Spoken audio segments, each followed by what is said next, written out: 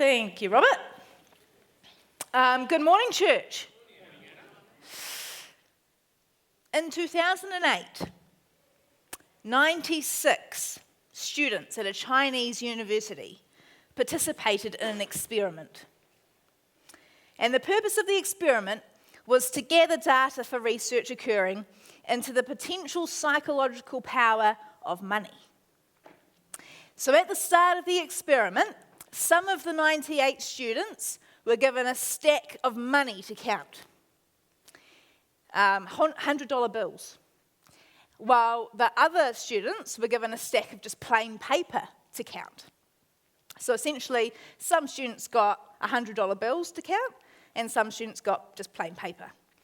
And after completing the task of counting the notes or counting the paper, the students then were put through what is called a pain sensitivity task, whereby their 3 fingers were dunked into hot water for a period of time. Now, the hot water wasn't to the degree that it would cause ongoing damage, but it was uncomfortable. And at the conclusion of counting their money and having their fingers dunked in this hot water for a period of time, the students were asked to say on a 9-point scale how painful it had been. And do you know what?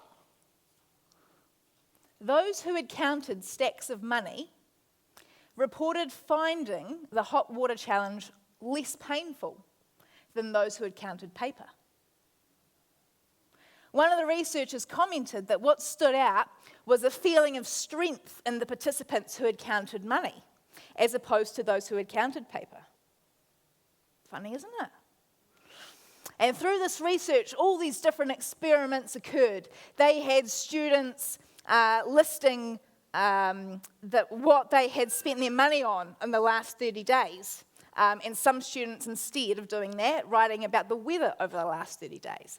They had students doing these kinds of activities and then putting them through social situations whereby they were increasingly excluded to see if counting money had made any difference to how they felt when they got more and more excluded in an experiment.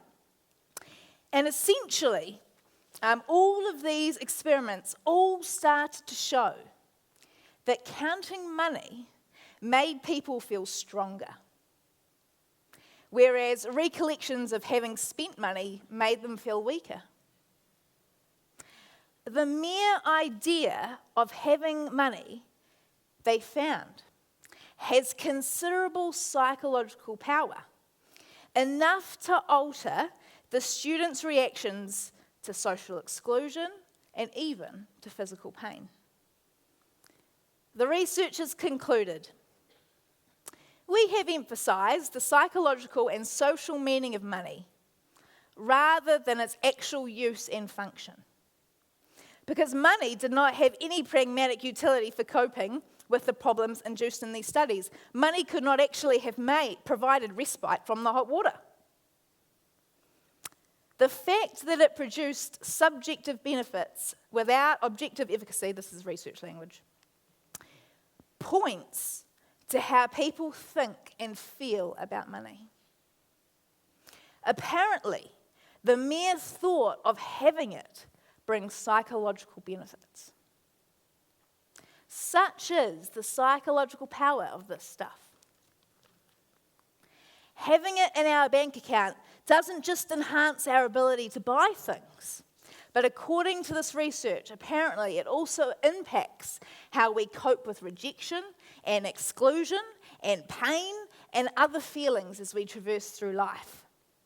There is something about it that our brains associate with comfort and security and status and success."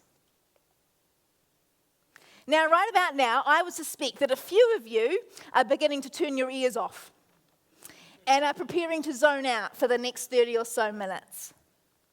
You're likely twigging to the fact that I'm about to do a talk on money and the prospect of spending your Sabbath in church listening to someone on the stage tell you about how you should spend your money is just darn unappealing. But the reality is, church, that Jesus spoke about money. on more than one occasion. And he spoke about it bluntly. And as followers of him, dedicated to walking with him, it is necessary for us to study what the biblical narrative tells us about money, even if it's uncomfortable at times. God designed us, he sees us, and without having to conduct research on uni students, he knows the psychological power that this stuff can have over us humans if we let it. How easy it can be to turn to it and not to him to meet not just our physical needs, but our emotional and our social ones too. You're all very quiet. But God calls us, as followers of him, to see it differently than those Chinese students in the study in our world today overall. It is meant to have no power over us at all. How we view it and the lack of power it has over us is another way that we are called to be set apart and live lives that are different to others in society. Money for us is to be viewed simply as a means of exchange. It is from God, earned with skills and talents that he has given us, and to be used cheerfully and generously for kingdom building purpose. So today, as we take just one Sunday in the year to consider together where we are each at with this powerful resource, I'm going to share two stories. One story is from the Bible. And as we enter it, we are going to hear some of the observations about money that the main character had as he reflects back on his life and his experiences. And the second story, if it's okay with you, as in story one, I'm going to be vulnerable and share with you all some of my personal journey with money. How I sometimes struggle with the power of it and its appeal, and some of my observations about it over my fleeting 32 years. Does that sound okay?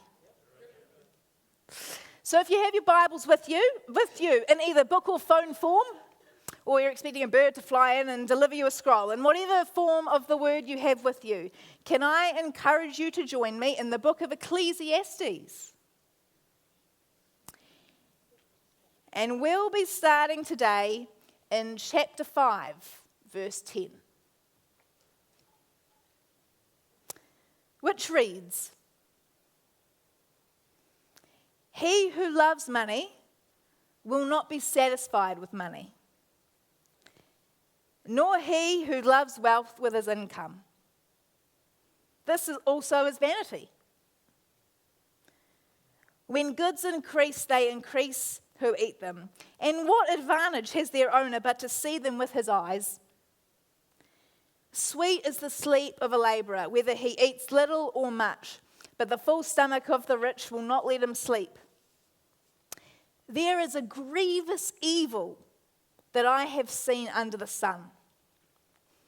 Riches were kept by their owner to his hurt, and those riches were lost in a bad venture.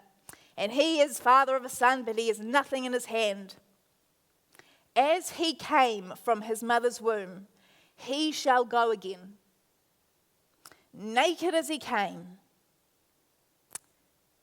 and shall take nothing for his toil that he may carry away in his hand.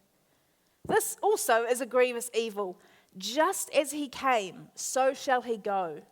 And what gain is there to him who toils for wind? Moreover, all his days he eats in darkness, in much vexation and sickness and anger." Cheery, isn't it? Such is the book of Ecclesiastes. But there are essentially, church, 3 books known as the wisdom literature in the Bible. And these 3 books essentially explore together what it means to live well in the world.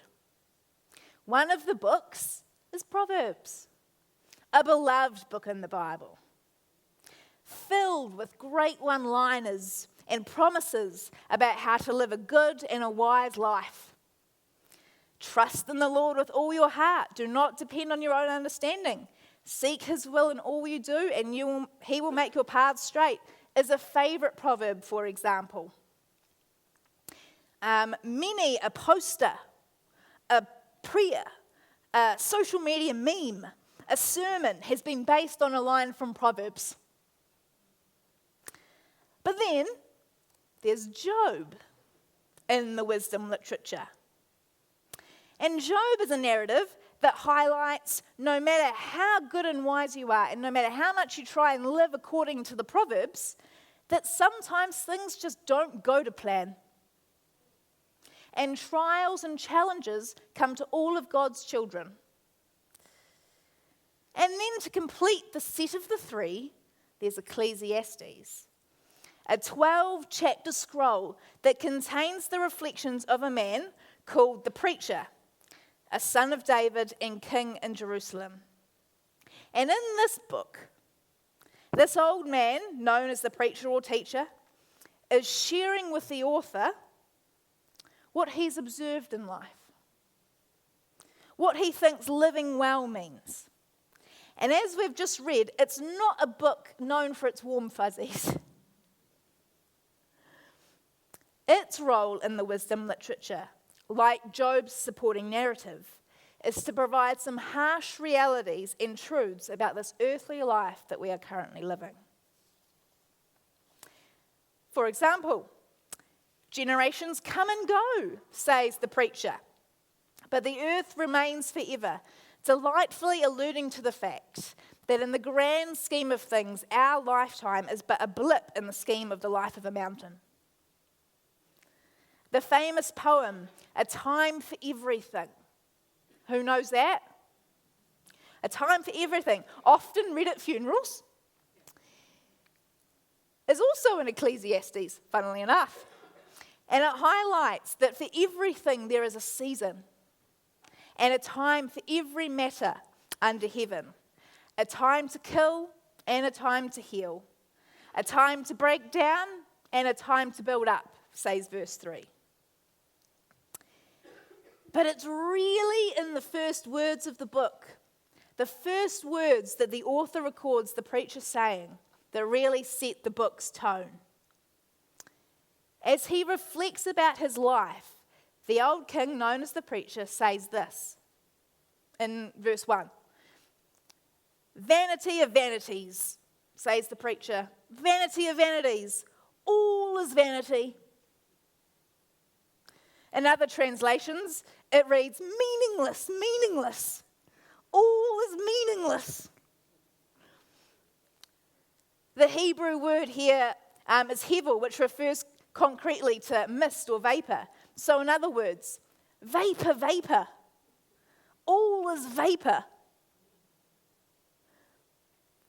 And this phrasing is used throughout the book, 29 times, in fact, as the preacher stresses the reality that he has observed that life is but a vapor, a mist.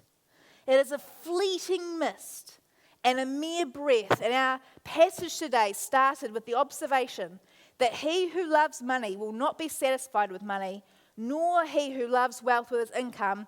This is mist, or vapor, or meaningless, or vanity. Insert your chosen translation. Now, this is significant considering the wealth that this old man, preacher, teacher, making this observation had. As I've said, he was a king in Jerusalem. And so during his lifetime, he would have had access to anything that he wanted and truly been one of the wealthiest people in the land. In chapter 2, verse 4 to 11, he says this about himself and about his wealth. I made great works. I built great houses and planted vineyards for myself. I made myself gardens and parks and planted in them all kinds of fruit trees. I made myself pools from which to water the forest of growing trees. I bought male and female slaves and had slaves that were born in my house. I had great possessions of herds and flocks, more than anyone who had been before me in Jerusalem. I also gathered for myself silver and gold and the treasure of kings and provinces. I got singers, both men and women, and many concubines, the delight of sons of man. So I became great and surpassed all who were before me in Jerusalem. Also my wisdom remained in me, and whatever my eyes desired, I didn't keep from them. Nice spot to be in, isn't it? I kept my heart from no pleasure, for my heart found pleasure in all my toil, and this was my reward. And then I considered all my hands had done, and the toil I had expended in doing it. And behold, all was vanity, meaningless vapor, mist, insert your chosen translation, and a striving after the wind. What did you just do, Andrew? You made me louder. I don't know if people really want that. And there was nothing to be gained under the sun. This man has literally had every earthly treasure he could think or dream of. His wealth was so vast that he says that anything he wanted, he got. Yet here he is, passing on the observation in his old age and having spent his life with all of this wealth, saying that it's all meaningless. Vanity. Giving power to and pursuing these things is pointless. It will never satisfy or be enough, he says. And loving wealth and the things it buys, it's missed. It's striving after the wind. And this is a profound revelation from one of the wealthiest people of the time. Do you follow that? He soon adds to this revelation in our passage today by saying, as he came from his mother's womb, he shall go again, naked as he came, and shall take nothing for all his toil that he may carry away in his hand. This also is a grievous evil. Just as he came, so shall he go. And what gain is there to him who toils for the wind? It is a grievous evil, the old preacher says, that just as we come is how we go.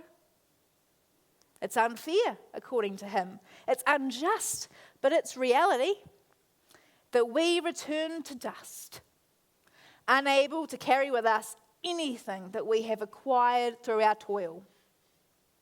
And death, as uncomfortable as it is for people to talk about, is something that the old king reflects on continuously as he shares his observations about life with the author. He says in chapter 3, this is really cheery, listen to this. For what happens to the children of men and what happens to the beasts is the same. As one dies, so dies the other. All are from dust, and to dust they all return. In 41 days, I am going to the UK. Never ever, church, have I needed a holiday more. And so me and Nay are setting off on a European adventure. Pray for Europe. And we're going to do some travel before I head to a work conference in Amsterdam. And even though it is 41 days away and a 3-week-long trip, I can already tell you what my highlight's going to be. It's going to be on Thursday, the 11th of October.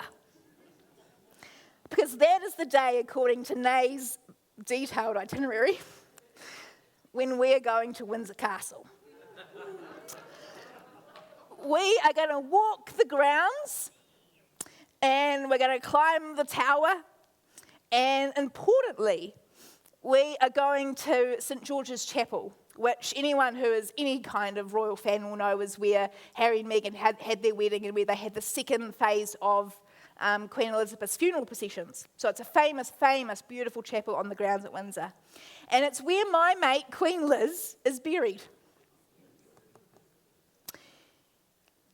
In whether or not Nay likes it or not, we are going to see her. Now, I know that some of you will think that that is crazy and totally ridiculous, but I am publicly not ashamed of that. I miss that woman of faith walking our planet, and I want to go and pay my respects to her. But you know, if I could see inside her coffin, not that I would want to, if you go and it'll be like a chilled cement thing. If I could see inside her coffin, all I would see is a dead 96-year-old woman. She was one of the wealthiest women in Britain, with the royal family believed to be worth about $28 billion. And her personal fortune, my mate Queen Liz, was about $500 million. But none of her castles or her valuable contents or her expensive jewellery or her art went with her to heaven.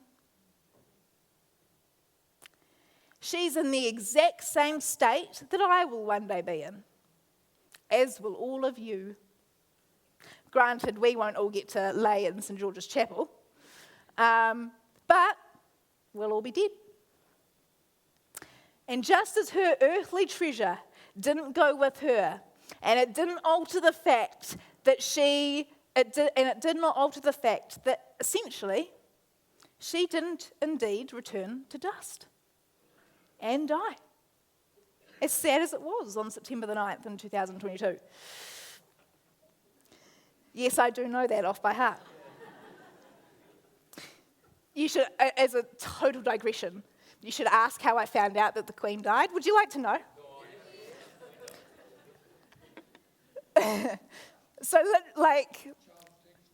No, my royal sources didn't tell me. I wasn't important enough. But essentially, I woke up on the Friday morning, and I had a text from my dad. And I hadn't checked the news or anything, so I didn't know. So literally, I found out from a text from my father, and he just said, "Sorry to hear about your mate Liz. Have a good day."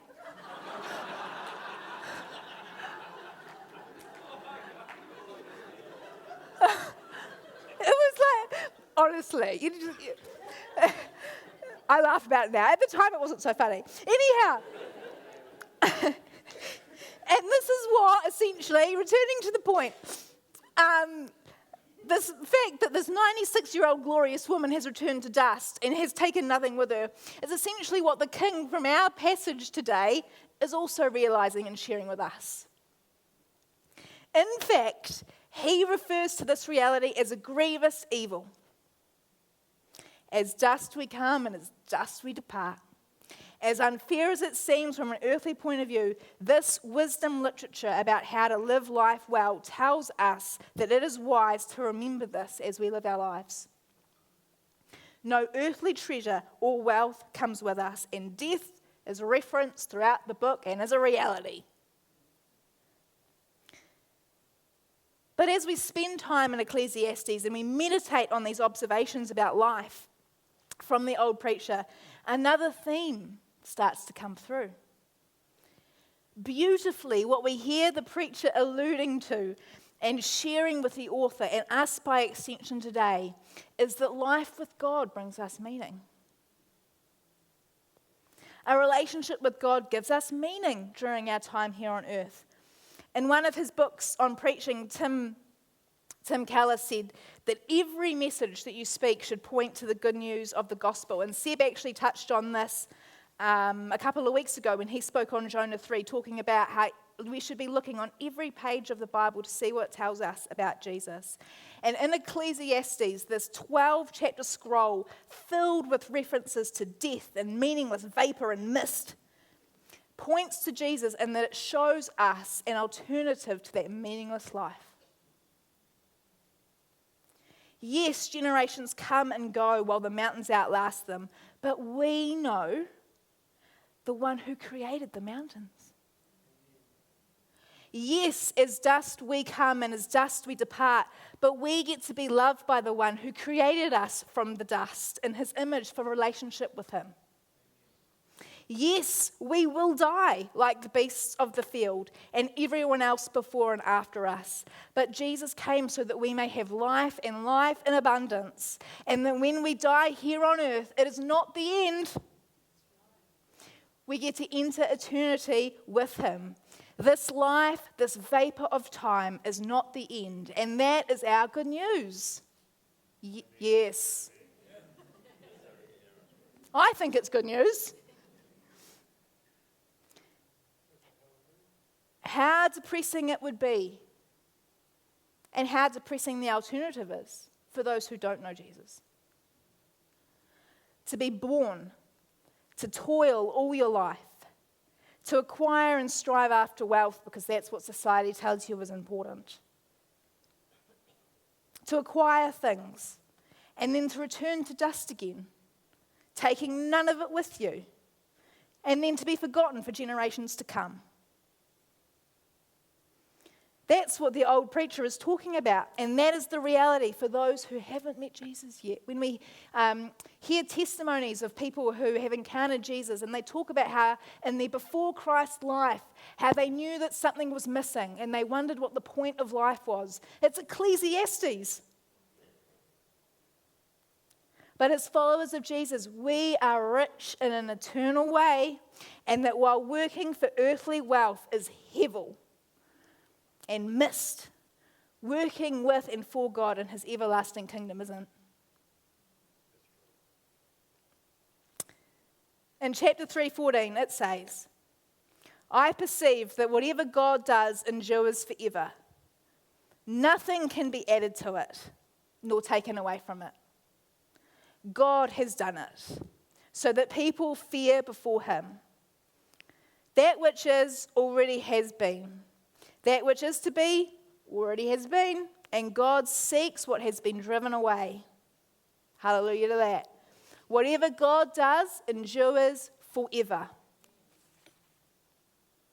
In contrast to mist and vapor and meaningless wind, nothing can be taken away from what God does.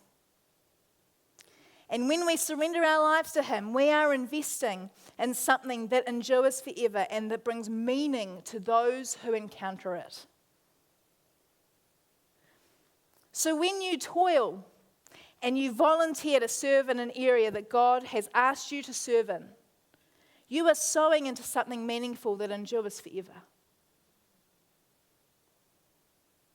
And yes, when we invest financially into God's work, it has an enduring impact as well, even if sometimes we don't see it. Have I still got you? And this is where I wanted to start the second story, my story today. I want to publicly, as someone who has grown up here, say thank you. To those of you who, at any point over the last 32 years, have chosen to invest financially, have volunteered, and those of you who have invested financially as well here at SABC by tithing whatever you have. I thank you for it. Because your sacrifice of time and money has helped provide a space that has shaped my life. And many other lives, significantly. And has an ongoing legacy that will endure forever. It is here in this building, in these facilities, that I have learned about God and the meaning of life. Through MSG and youth group and Sunday services.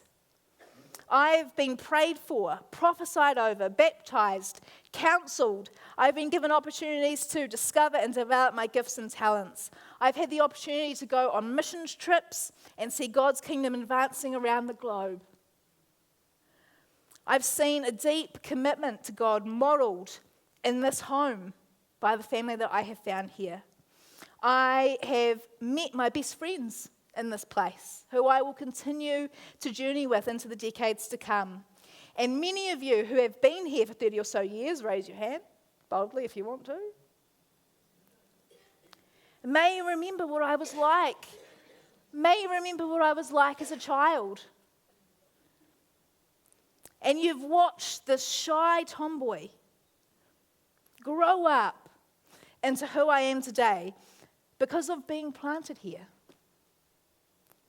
And yes, it's the God who has done the work in me, and I've had great parents as well. But so much of what has happened, so much of what God has done in me has happened in this house.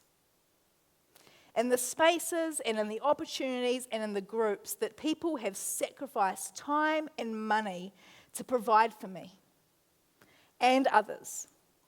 And I'm grateful for it.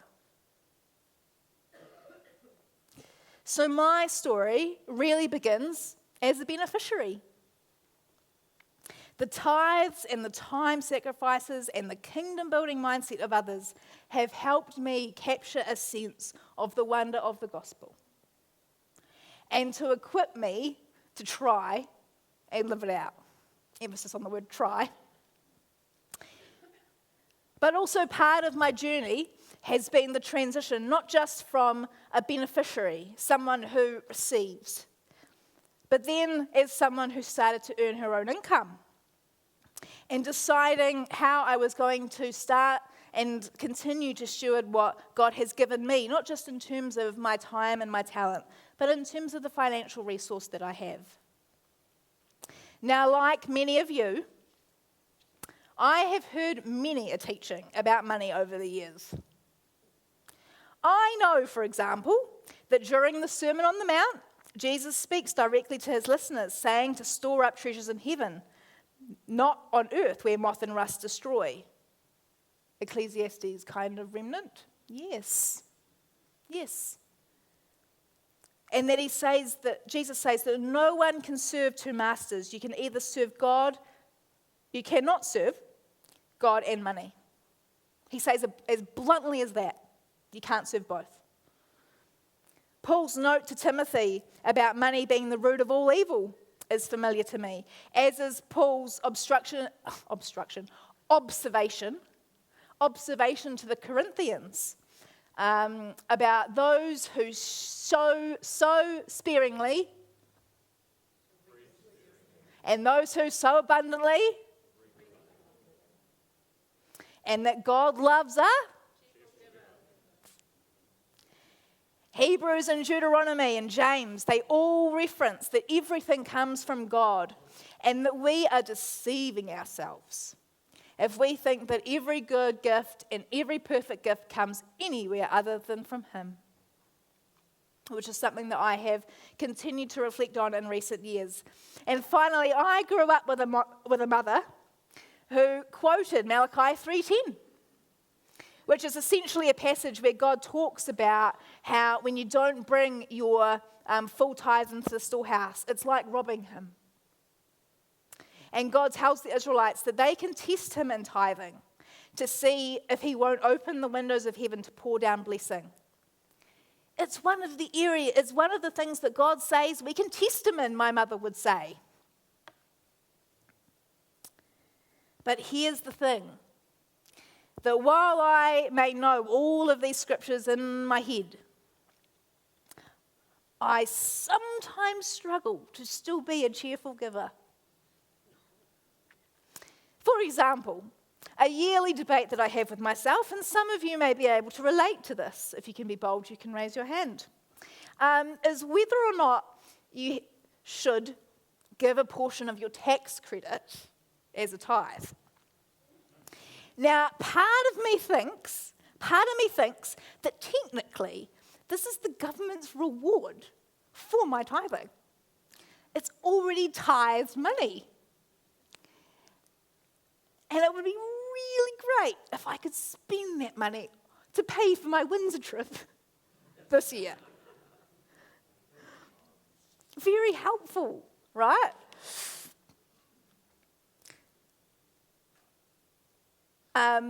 But as these internal debates wage about, can I get away with it? Does anyone join me in that one? Anyone going to be bold? Yeah, anyway. But as I have these very earthly mind debates with myself, And I occasionally think about, what if?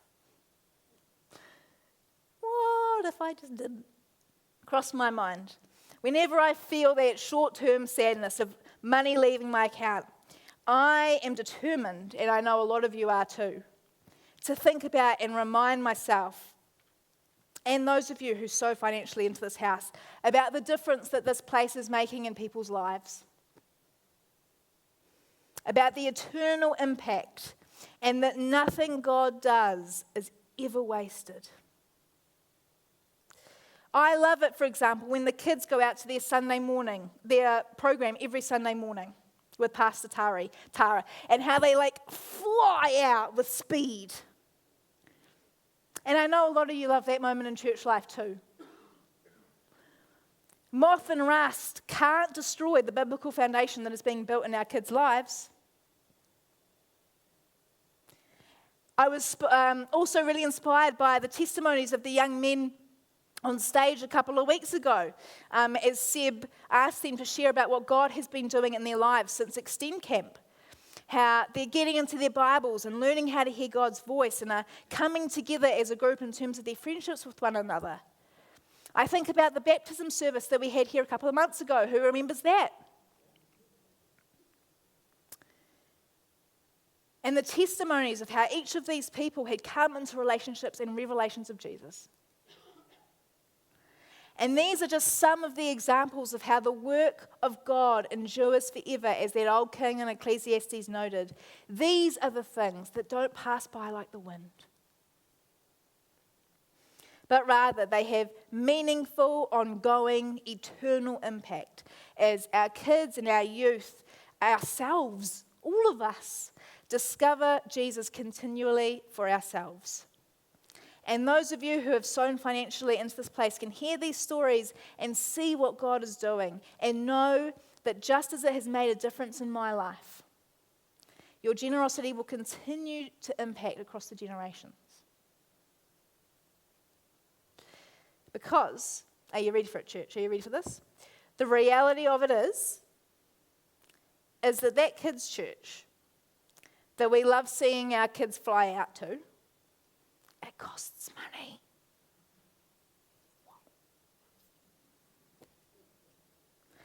Not just in terms of Tara's wages and developing her as a leader, but in terms of making sure that she has the budget to pay for programs and props and resources throughout the year.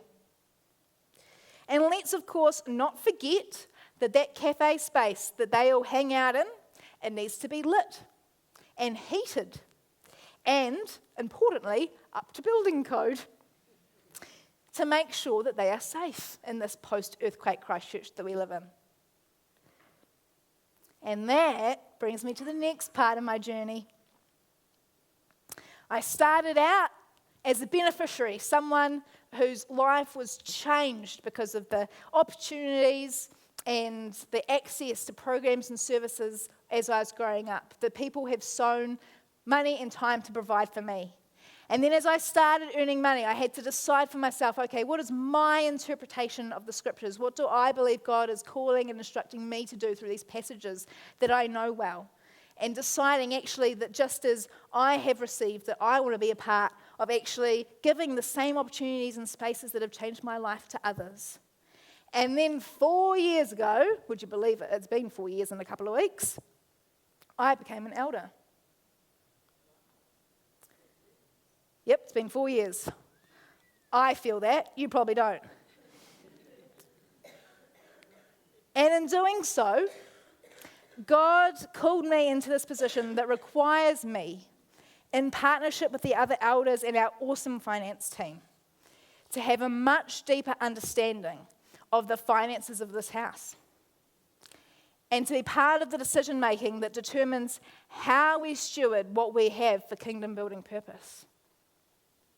And there is absolutely no doubt about it, church, that time and time and time again, you demonstrate an incredible generosity and desire for eternal kingdom growth. I really hope you are picking up the thread of gratitude that I am trying to sow today. What we've raised in recent years for missions projects, for example, is nothing short of amazing. Would you all agree? But I also firmly believe in open, honest, and transparent leadership. And while there are certainly things to celebrate financially, there are also some barriers that we are facing as a church. Every year that I've been on eldership, we've budgeted a deficit, for example, which essentially means that our expenses are more than our income. And in recent years, we have felt the impacts of the cost of living crisis. And that just as we, as individuals, have seen the cost of living go up as we get the increased bills for power and food and insurance and rates. Yes, anyone else getting those letters in the mail? Yeah, it's a fun time, eh? And just as we're all seeing those increases as individuals in our households, this church is feeling them as well. We're not exempt. A fun fact for you. Our insurance alone this year increased by 55% due to increased premiums and a reevaluation of the facilities that we have here. Do you know what that's the equivalent of? $16,000. And that is just one. That is one of the costs required with keeping this house running. And as an eldership, we acknowledge, for example, that we have some absolutely sensational staff. Would you agree? We have sensational staff. We are so blessed, for example, to have Pastors Seb and Tara and their high calibre and their depth of experience and their passion for their ministries. Would you agree? And well, you never say never. You never say never in a relationship with the Lord. But while it may currently feel like we would never be able to pay them corporate wages, we want to be able to, as a church and as an employer, to be able to bless and pay them in a way that is honouring of their skills, while also factoring in that just as I'm facing the increasing cost of living, and just as the church is facing the increases cost of living, so are they. Last year, another fun fact for you. Are you still with me? Some of you have pricked up now. You've ooh, you've tuned back in. Some of you have tuned back out. Oh, how Lord makes us all different. Last year, we had to make a bold and faith-filled decision as an eldership. We were essentially encountering issues with the nature of some of the hirers that we wanted to hire out, our facility, and what they wanted to use our facility for. And after getting advice from Levita, who also had buildings that they were hiring out, and getting professional advice from a lawyer, we discovered as an eldership that as long as we were publicly promoting this as a public facility, as we had been, that could be hired, we had no grounds at all to ever say no to anyone who wanted to hire it for anything. Essentially, if it's listed as a public facility that could be hired, we had no grounds to ever say no to anyone from the public. Everyone had a right to hire it. Do you get that? Which would mean, for example, that if the Diwali festivals wanted to come in here, or Buddhists, or Satan worshippers, or alternative government groups, or anyone wanting to use this space for anything, they had every legal right to do that. And we had no legal right for them to say no. And in order to protect the values of this facility, and the values that we want to present, and the foundation and the purpose for which this house was built, which was for kingdom building purpose, for God, we made the decision to no longer market this space as a public facility. So let me be clear. Those hirers that we had existing relationships with can continue to hire. And anybody new can inquire and go through a vetting process with the eldership. And you all, of course, can continue to hire it for all the birthday parties and family events that you do. Yeah, good, right. Great. We are not shut up shop for any other hours other than from 8:30 to 11:30 on a Sunday morning. There is a lot still happening in this church life throughout the week. The difference now is that we are a private facility that they can inquire to hire, not a publicly marketed one. And while you may agree with that, the reality of that is, do you know what the reality of that is?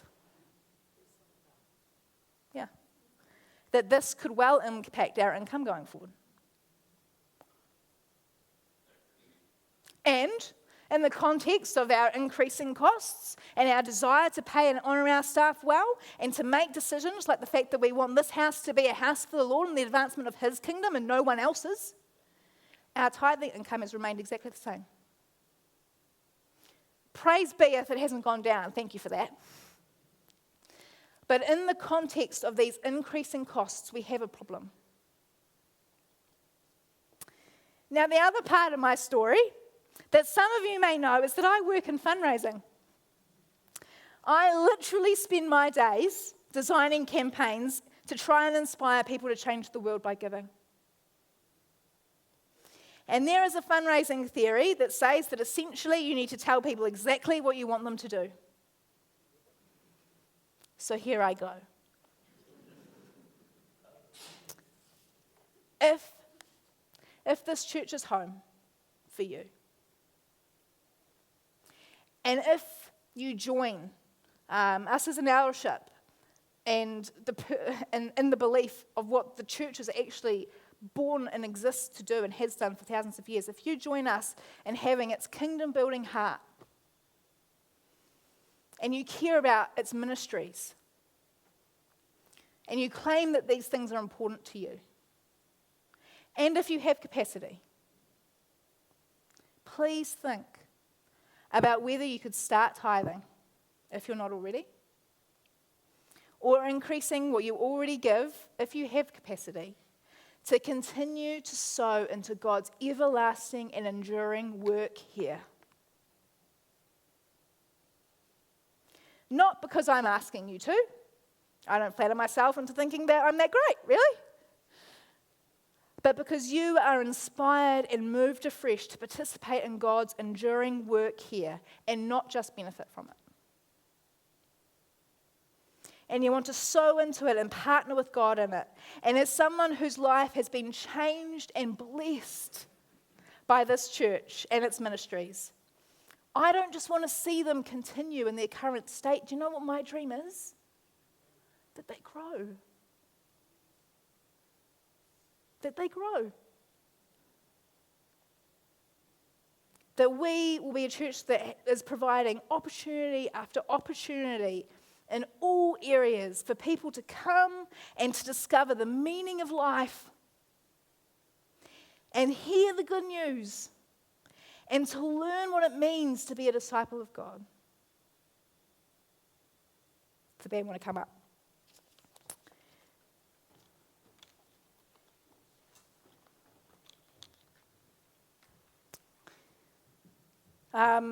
If you're interested in either starting tithing or increasing what you are currently giving, Kim Hunter's got some forms. She won't. I'm not going to come and put them here and everyone come down. That's not the vibe at all. I wouldn't argue that that's not even biblical. But if that's something that's on your heart and you pray into that over the next coming days, have a yarn with Kim. But essentially, it's been a bit of a smorgasbord this morning. It's been a bit layered. I hope that's okay. You've coped with that? But essentially, we have heard in Ecclesiastes, in summation, that those in our world out there, very easy for them to be born, to see the marketing of our world today, and to pursue wealth and the things that it can buy because they believe, because they don't know any better. This isn't a judgment. They believe that this is where status and meaning and social acceptance comes from. And like our uni students, they give power to money. as a result of that. But we know that life without God is meaningless, but life with Him isn't. And we instead of seeing money as something that can give us power and that can acquire wealth, we are called to see it as a resource that we can steward to tell these people that there is actually more. That there is meaning in life. Do you see the difference in the use? And I just praise the Lord that life with Him is meaningful. That we get to participate in something that outlasts us. That literally can change the world and change lives. And what an honor it is to partner with God. Not just in stewarding our finances, however He calls us to do that, but our lives, every part of them. I'm out.